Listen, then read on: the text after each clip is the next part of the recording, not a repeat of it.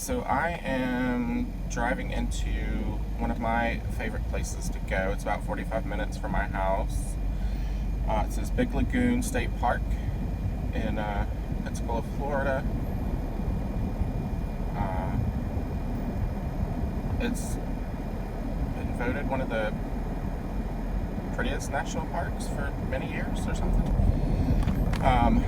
But most of it is still closed after Hurricane Sally, so my usual spot, which is West Beach, is still not accessible. But there is a little area, a few little picnic areas near the boat launch, and that is open. So I've been going to that lately. But it's a beautiful little short drive to get there, so I thought I would film that and let you see some of the natural beauty of Northwest Florida. This is right on the bay. It's an area called Big Lagoon. It's near Perdido Key. In fact, the other side of the bay area is Johnson's Beach, but it is Perdido Key. But you still have the natural scrub oaks and pine trees, and it's a preserve, so a lot more wildlife out here. There's lots of camping. I was out here one time, and a whole family of raccoons came up to see what I was cooking on the campfire. But one of my favorite friends is a young blue heron that I've named Berlin, and every time I go to West Beach, if he's not there already, he usually comes up. But I've only seen him once since that was closed down, since the hurricane. So I don't know if I'll see him today or not at the place I'm going to now. There's some folks walking with their cute dog. I'm probably going too fast, actually. There's lots of really nice trails out here. There used to be cool boardwalk areas, a tower. There's a huge, like a family picnic area that has this really giant stone hearth. There's an amphitheater, but all of that is not accessible now. Apparently there's been lots of damage. Here's a lady walking with her doggie.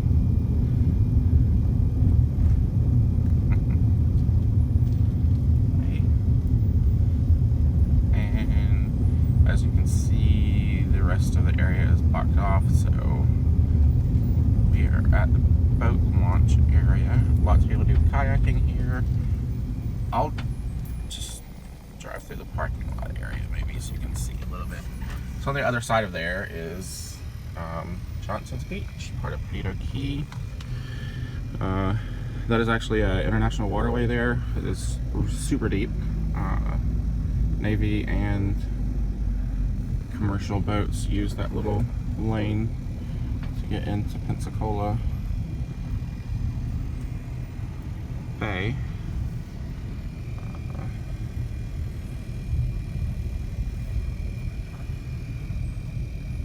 But further into the park, it's much more wooded and secluded.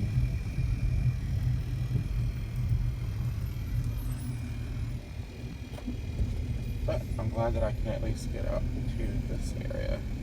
There's a kayaker now.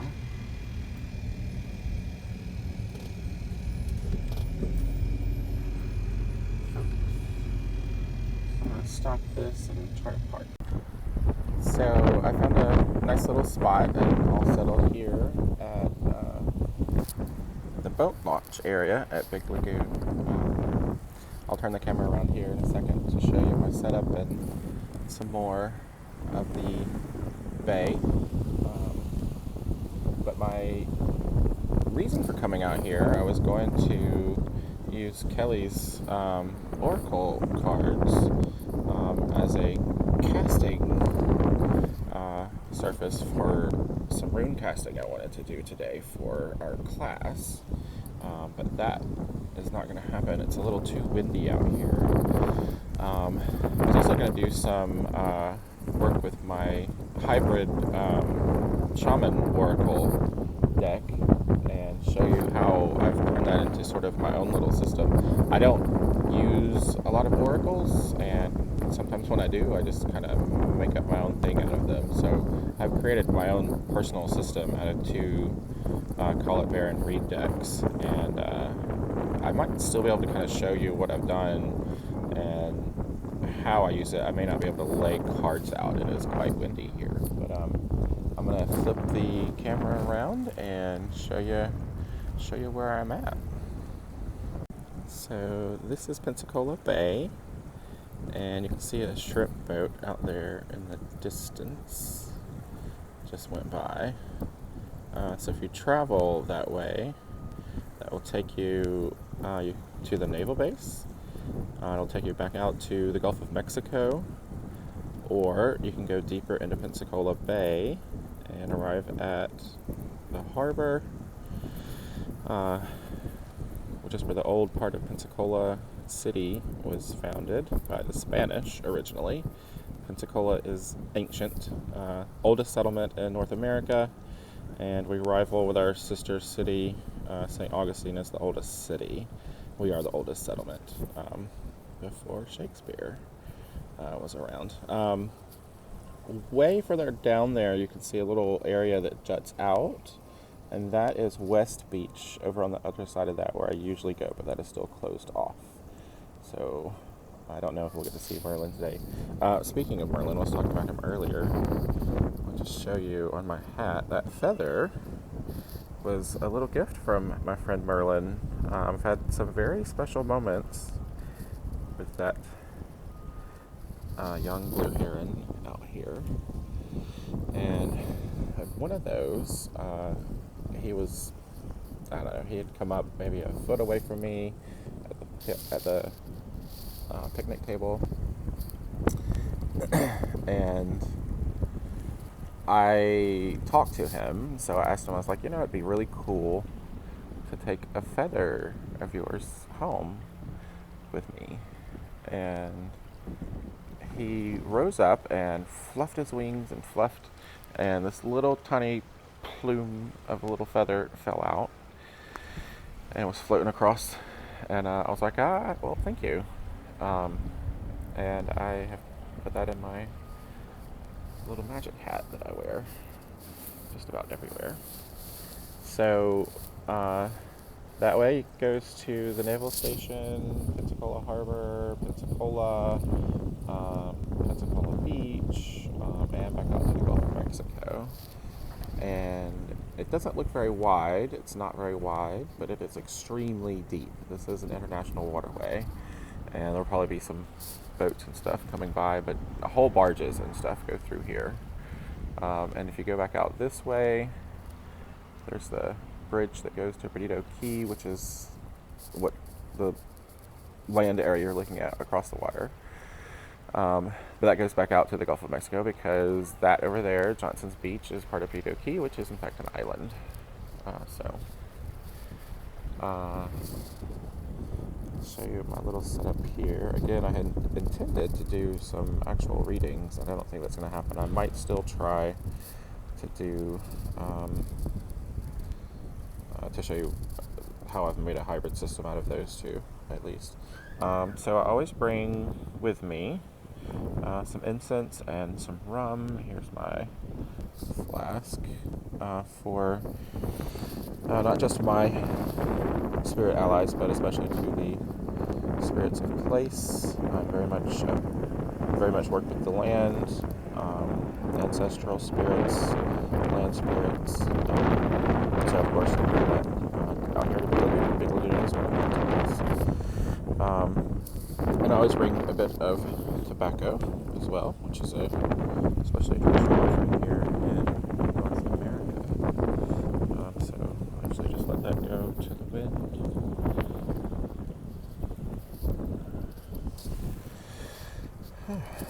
And let's see, I have this cool little guy I found yesterday, little Tumty.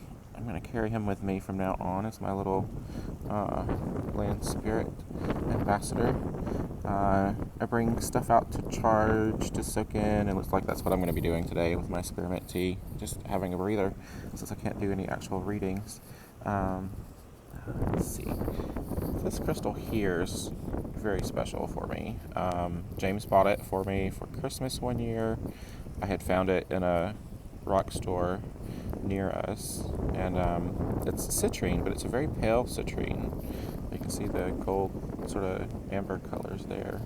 But what I loved about it is the inclusion in it. Looks like there's a little mountain down here at the bottom and like a tree. It looks just like a tree to me that grows up from the mountain. And the way that it's faceted, you actually get this image of 3 trees. And so the tree is a central symbol for me. I always wear my tree ring with me. My altar is set up with a tree for my hallows. It's central to my cosmology. But so are the 3 realms, the upper world, lower world, and middle world. And I love that it makes this sort of 3 tree reflection in here for me. So this is like a traveling altar for me, basically, because it's got the tree and the idea of the 3 realms in it for me, and it's a natural object, and I just love it. So it's my little stuff that I bring with me, a little bag. I will stop the video here, I guess, and if I can manage to show what I do with those oracles, I will. If not, I'll film from home maybe later. But this is my spot, and I'll get repairs done soon. Especially since I miss my little friend Merlin.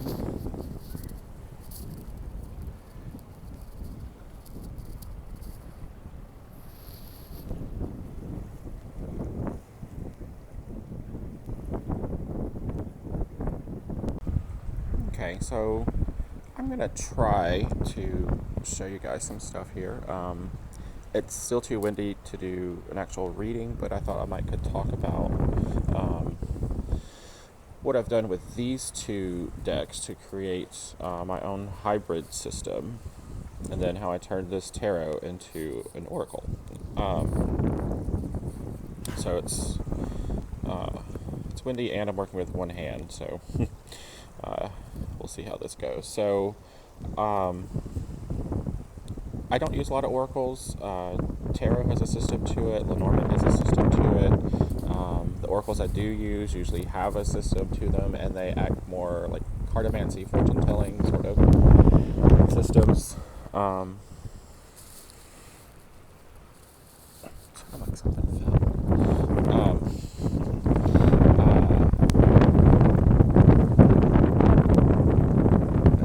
Something like Kelly's Oracle Journey system works really well with my own sort of spiritual system and working with natural energies and things like that. So I always explore animal decks or end up doing something of my own. But the mystical shaman oracle was very interesting to me, and of course the spirit animal oracle as well. But I found there were cards in here that weren't gelling with me the way that I approach shamanism and trance journey and things like that. Some of them were a little too culturally specific for me as well. And then there definitely were not enough animals. So since these 2 decks are the exact same size, and I'll show you when we look at this what's in here in a minute, I decided to take out the cards that didn't work for me in here, and then those are cards. Wow, hold on. Okay, the rhino and the wombat are trying to get away from me, so let me keep my hand on these until I start to look through them. So as I was saying, I took out the cards that didn't work for me in here, and then I looked at I pulled out all the animals and all the animals in here that I might work with, and then where there were doubles of those, I just chose the one I liked. So some of the animals in here are also in here, but there's different artwork. So generally, I think I went with the artwork in here. That left me with one single deck that was specifically tailored for my needs. I then bought actually a second spirit animal oracle, so I could still have a separate animal oracle as well, but didn't contain the other cards too. So that's what this is. But even with that, I still sort of tailor animal oracles to animals that I actually work with, which usually comes down to those that are indigenous to my area. Very few exotic animals, although sometimes I do include those. So I'll show you the ones that I have taken out first. I don't know. This wind is not going to cooperate with me. Man. Oh, I can do it this way. So I don't work with a rhino spirit. That's a little too exotic for me. Wombat. White raven. There's a black raven in here. I know white ravens do exist, but this was not an image that I really liked. And I don't have any reason to work with white raven versus a black raven. So, parrot. Flamingos are indigenous to Florida, but not to my area. So I don't work with flamingo. Pigs, of course, are here, but I don't work with pig energy. Antelope. Dogs I love, but I don't work with them. Dog spirit. Electric eel. Groundhogs are not indigenous to my area. Giraffe. Chameleons I love, but there's a lizard, a second lizard card that actually looks a lot more like lizards around here, and they change color as well. Koala. Cats I love, but I don't work with them as spirits, energy. And deers, of course, I do, but there is a stag in the deck already. Alright, so those are the ones that I pulled out. So these are the ones that I do work with. Okay, let's keep it that way. So scarabs are not here, but I like working with beetles and insect energy, so I keep it in. Bobcat. Canaries are not indigenous, but I do have some personal symbolic associations with canaries, so it stays in. Bee is one of my favorite insect energies to work with.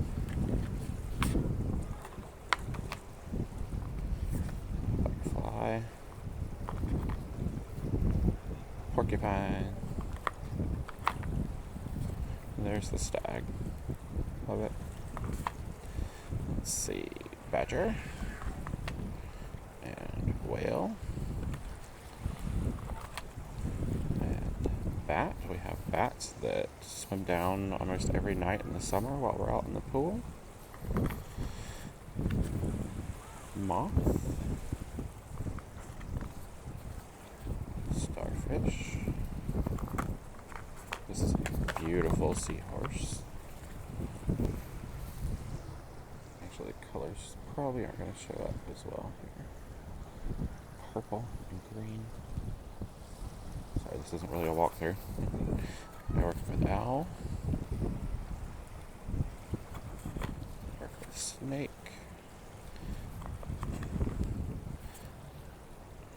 Very much work with wolf. Dolphin. My best friend who died. This was pretty much his spirit animal. I see dolphins here all the time.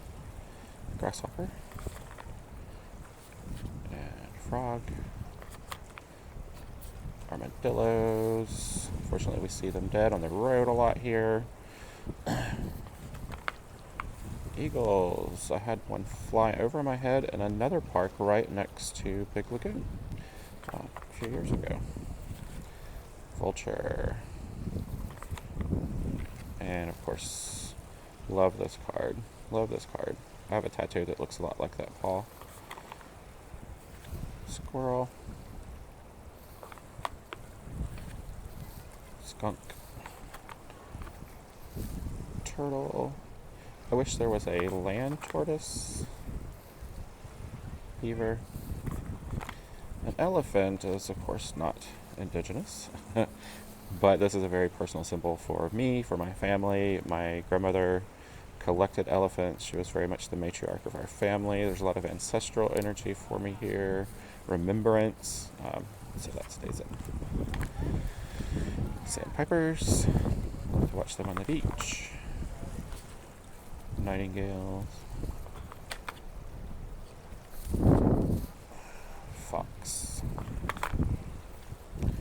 Horse. Lions are not indigenous, but a lot of cultural and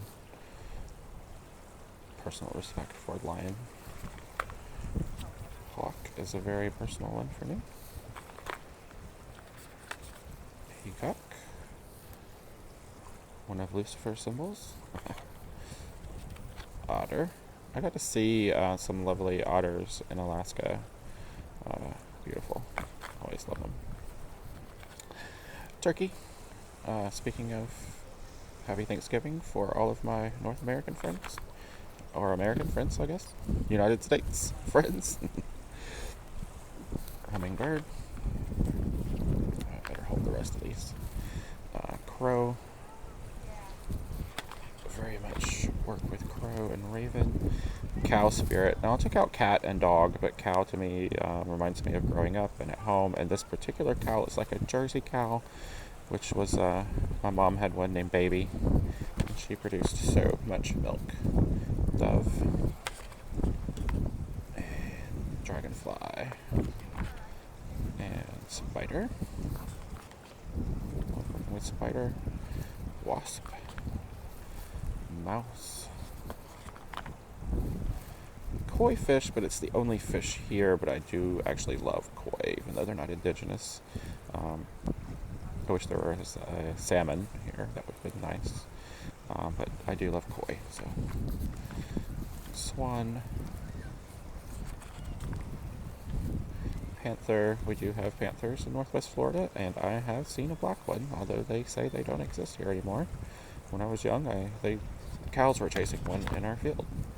Chased them into the woods. Ant. Rabbit is one of my totem animals. Rabbit and bear. Rabbit is my heart spirit, and bear is my spirit animal. Bear spirit protects my younger child rabbit self, which likes to run around and go crazy, full of anxiety and fear. Lizard. That's the lizard. And buffalo. And last but not least, coyote. And funny that we end with coyote, because the set of runes I'm working with right now are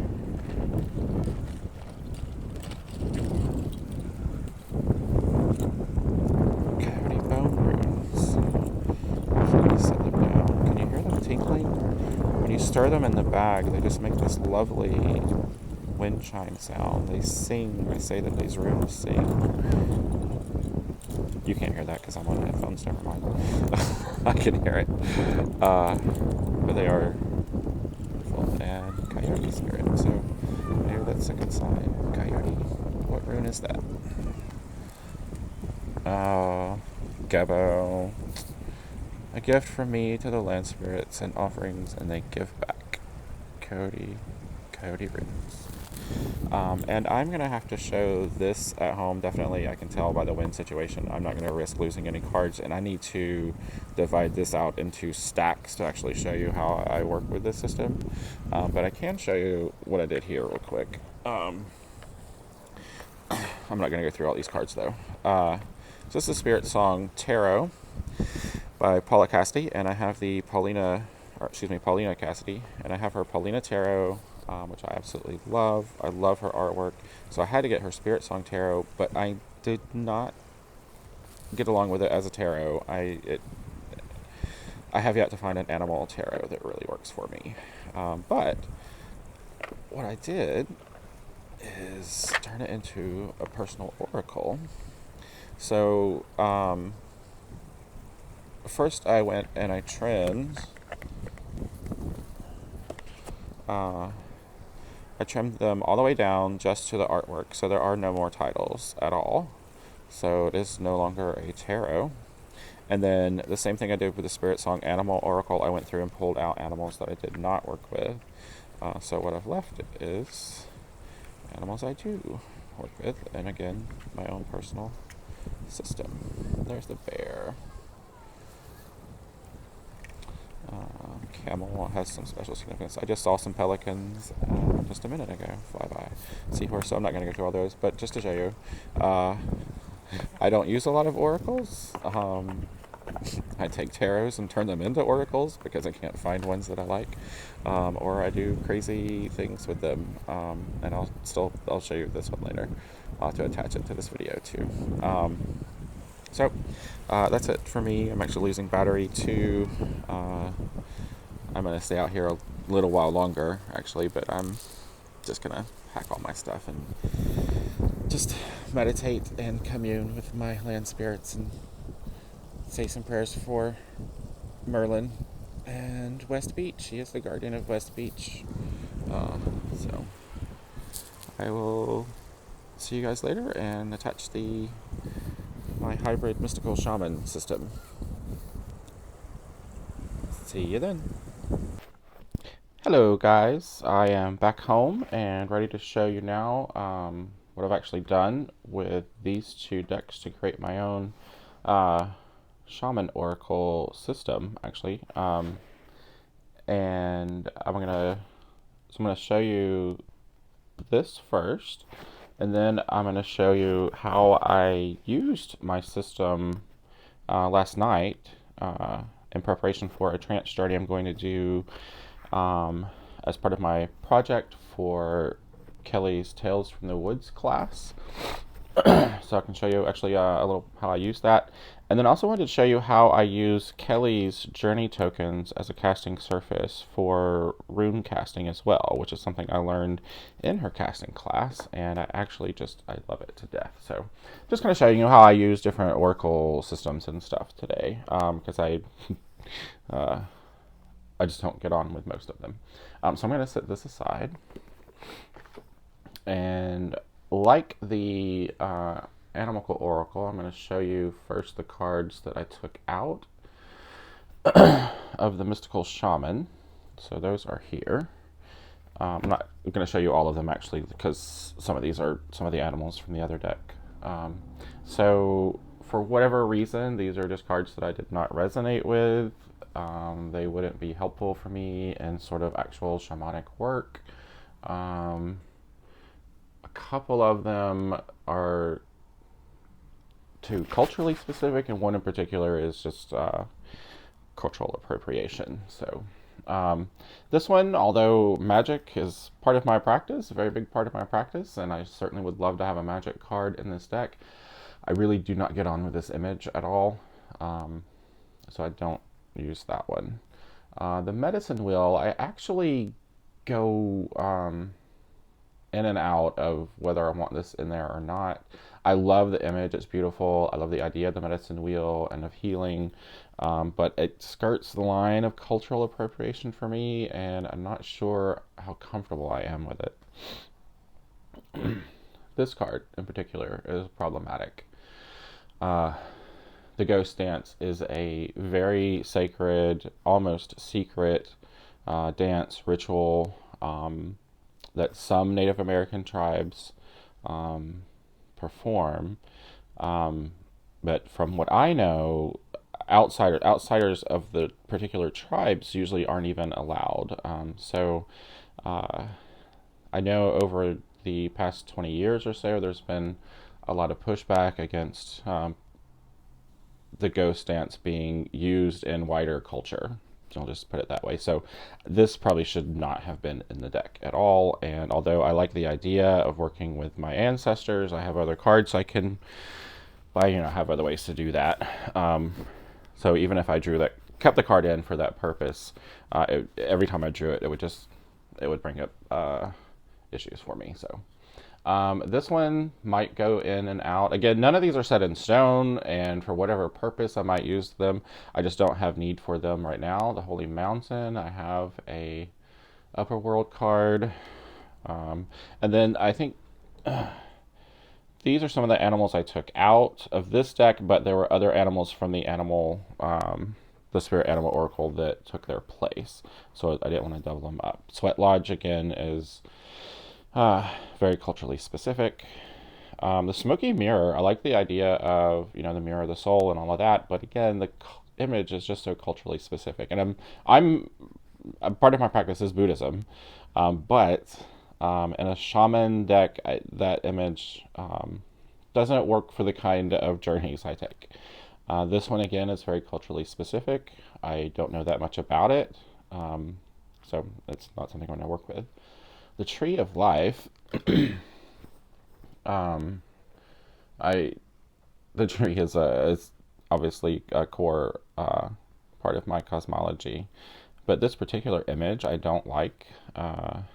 The twisting trunk I don't like for my world tree, but there is the middle world card from this deck has a beautiful image of a tree that works just fine for me. So, all right, and the rest of these are just animals that I pulled out of the other deck. So I'm going to pause here actually so I can kind of, or in just a second actually, let me pull the cards out so you can see that they are exactly the same. So these are the cards I work with. It's a sort of a custom-made deck for myself.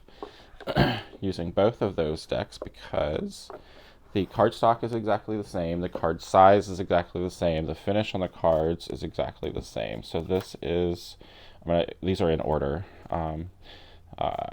This is the animal, I already remember, the Spirit Animal Oracle, and this is the Mystical Shaman Oracle, and you can see that they are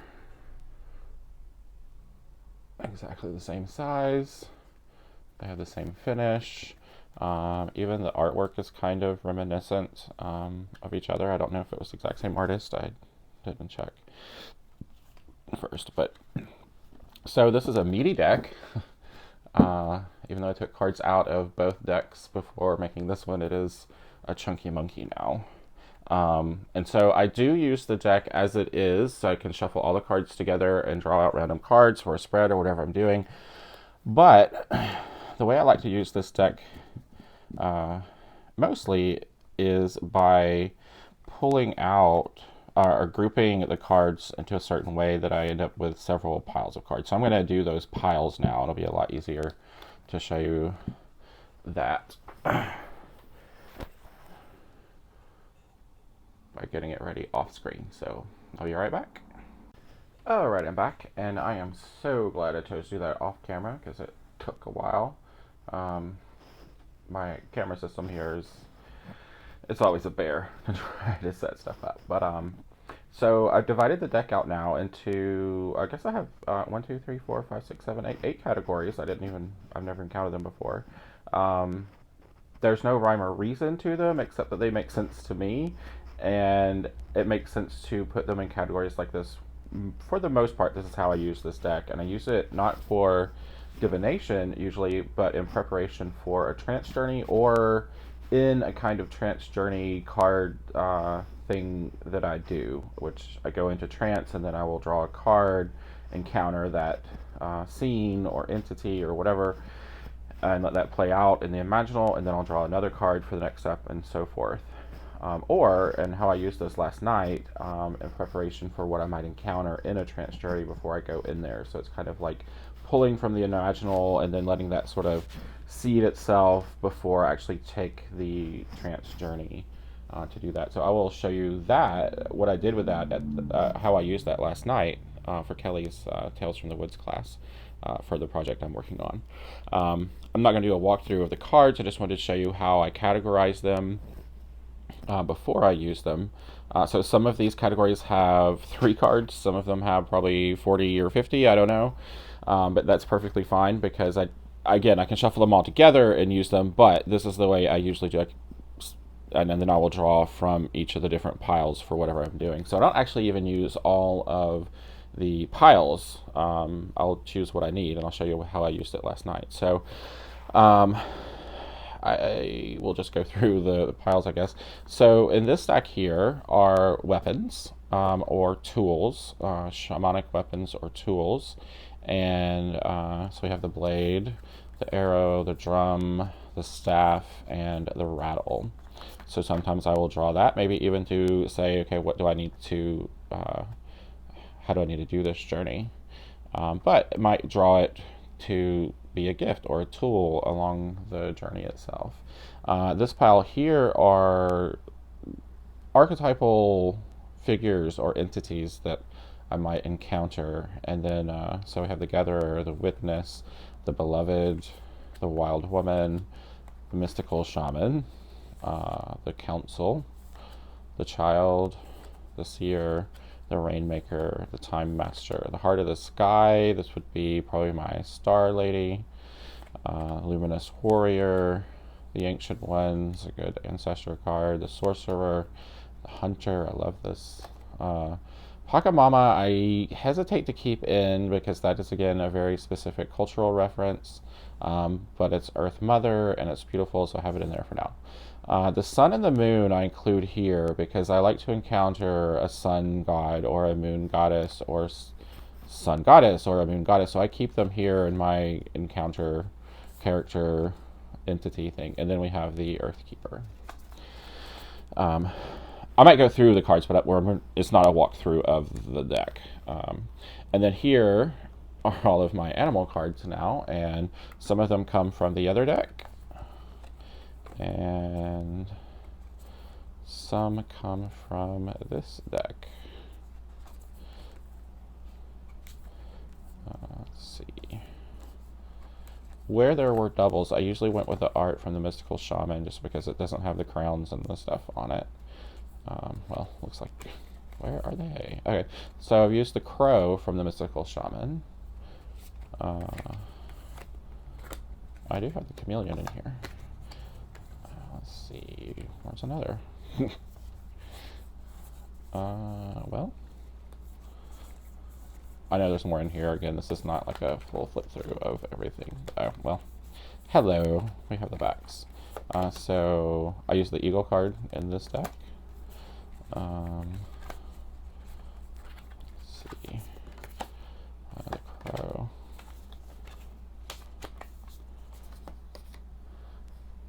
Coyote from this deck is gorgeous.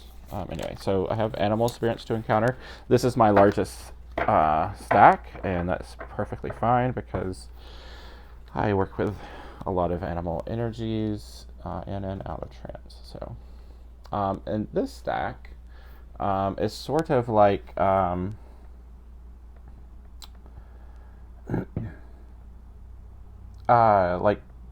to approach a situation. It's a little bit of a nebulous category, but I do like it. So do I need to flow in this encounter or in this stage of my life? Do I need to spiral? This is kind of, you definitely need to take a trance journey. Stand still. Sometimes the best action is non-action. And the circle, which to me is like you need to rely on your resources of the people around you. So next one is short category 2. This is kind of like if I encounter an entity, is it there? What's its message to me, or the message of this journey? So thunder to me would be a warning. Lightning to me would be a challenge. The corn to me would be a gift, and the rainbow is a blessing. So that is that stack. And this category is the 4 elements. So we have earth, and I'm going to keep that on top for a reason. Water, wind, and fire. And then we have the 3 realms that I work with. We have the upper world,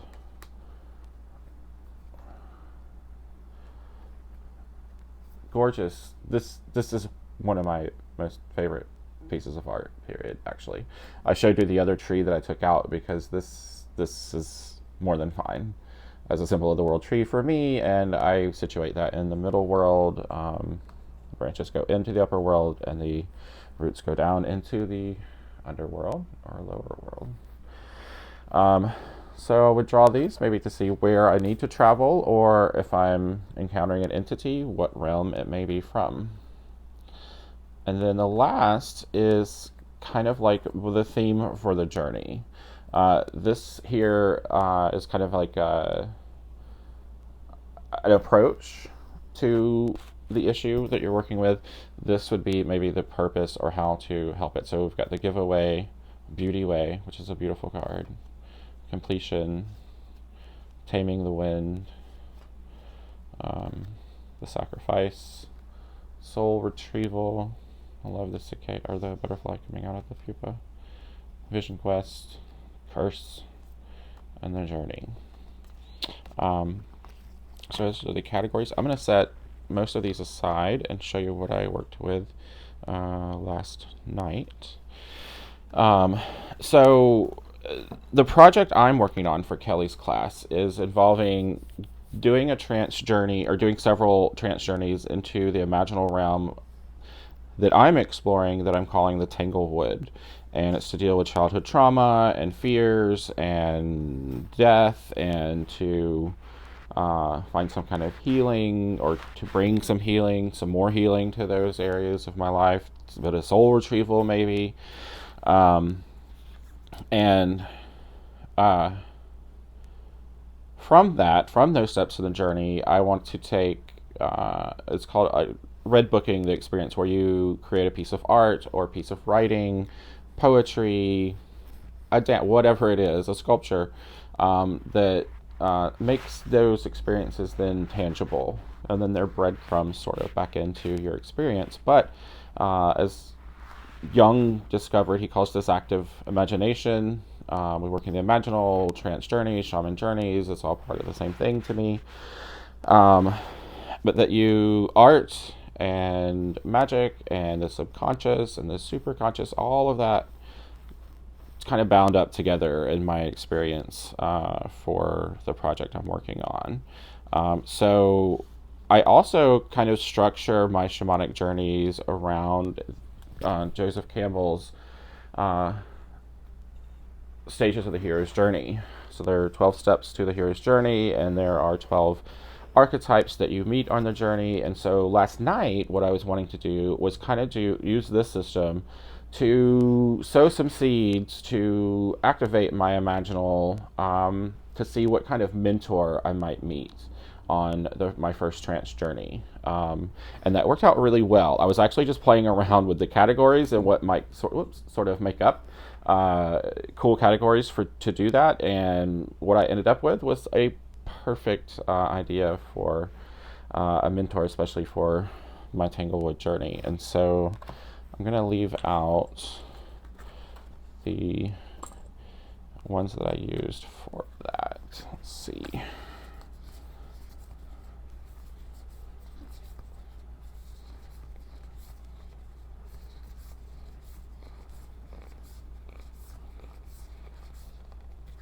Okay. I'm just going to pull those cards out too, just so we have those on there. That's all we need. Sorry, I thought I had these ready to go already.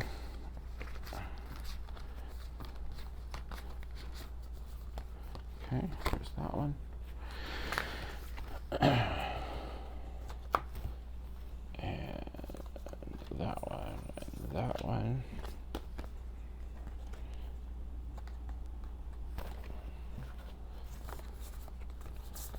Just have it that.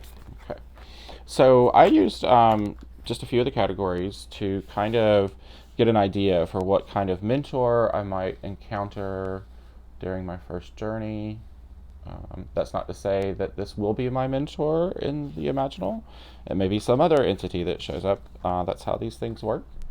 Could be something completely different. But so I chose one of the entity cards, and I got the Gatherer. I chose one of the animal cards, and again, these are to represent the energy, personality, gifts, powers, tools, whatever, of the mentor I might encounter in my first trance journey into the Tanglewood. So the Gatherer, the Vulture, and then what realm are they from? The upper world. And what elemental energy do they express? The earth. And what tool is the blade? And then I did one other thing. I pulled a rune to see what kind of power they might express. And the rune I pulled was Tewas. Tiras is what I call it, which is the rune for justice and law. So this instantly gave me a really good idea. It started picking up on lots of associations for me to kind of flesh out an entity, at least, whether it becomes a mentor or not. So the vulture here really strikes me. In any of these, the animal energy is going to predominate. So the vulture is a carrion bird. It eats dead things. The gatherer, you could call the vulture a gatherer of souls, maybe. We're getting death energy here. I might expect that to be underworld energy, but we've got the upper world card. So this feels like more angelic, maybe even ancestral a little bit.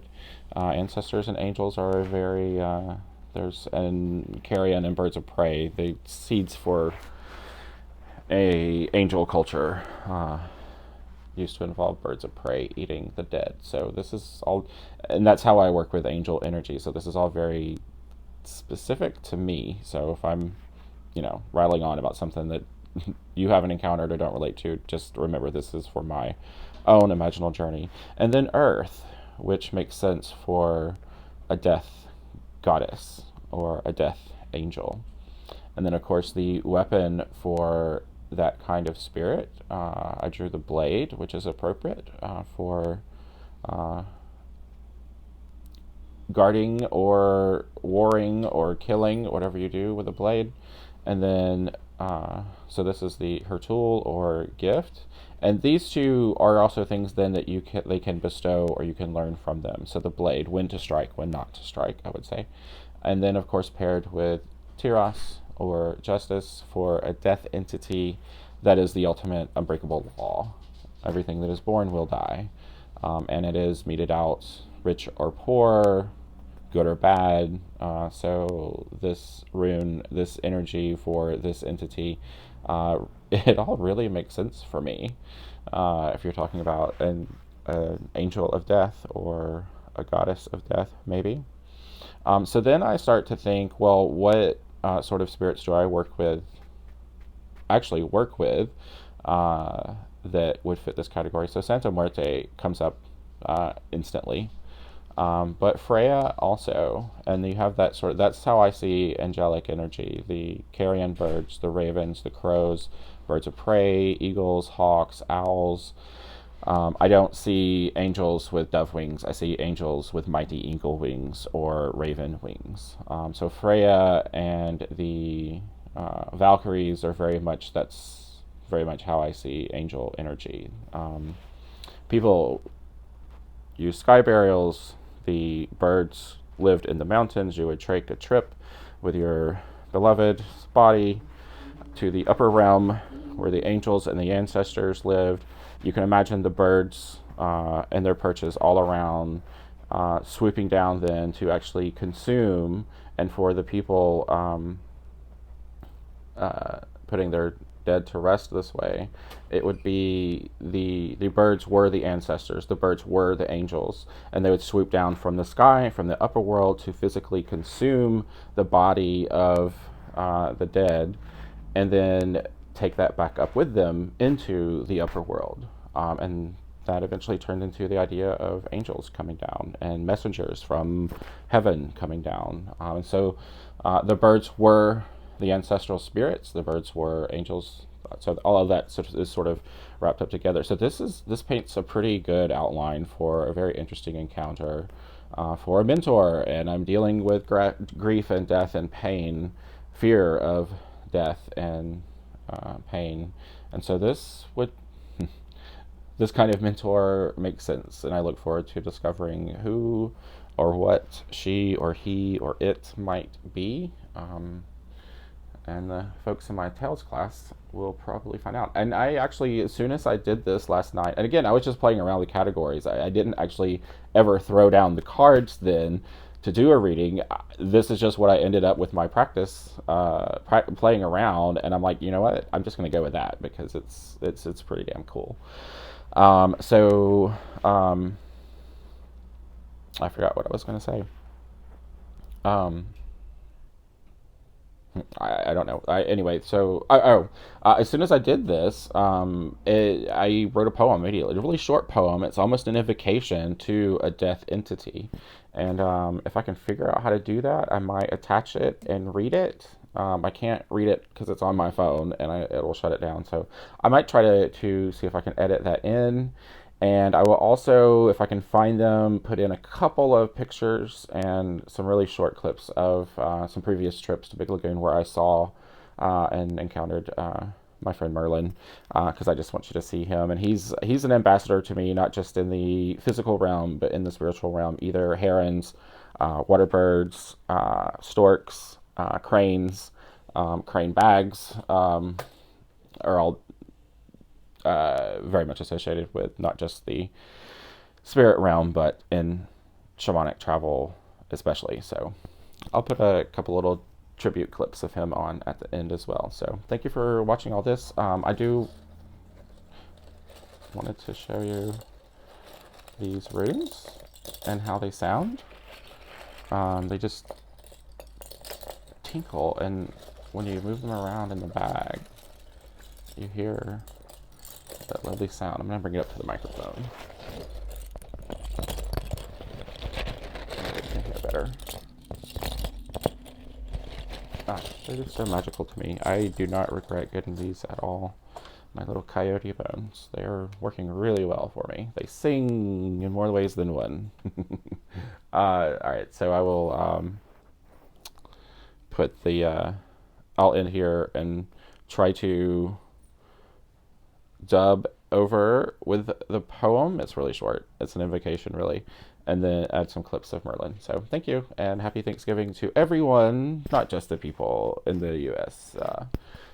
We can all take a day to reflect on the things that we are grateful and thankful for. So I'm grateful for you.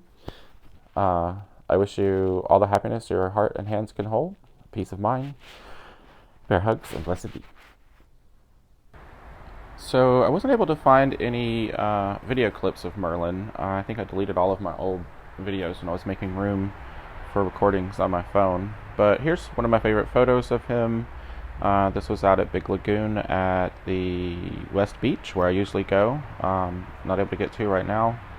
So I'll just leave you with this gorgeous image of my favorite spot, one of my power spots. While I read my poem, keep in mind the poem doesn't necessarily go with this image. It is going with the vulture, angel, death lady from the cards I just showed you. Carrion eater, flesh eater, death eater, sin eater, bone snatcher, blood drinker, tear drinker, drinker of sorrows, feasting on brittle bones and wounds and maggot flesh. You digest death itself and transform it into sustenance and life and renewal. Teach me, O Lady, how to reclaim inspiration from the black wings of the void, how to rekindle fire from earth and salt and ice and stone. When I am full up with hurt, when I cry, when I am afraid, I will open up my mouth and heart and belly and purge for you, Carrion Queen. Pick me clean of all my dead parts, digest them into offerings of joy and laughter, of tenderness and tenacity. Even a heron must weed out old feathers and mites. Careful pruning makes the tree grow strong.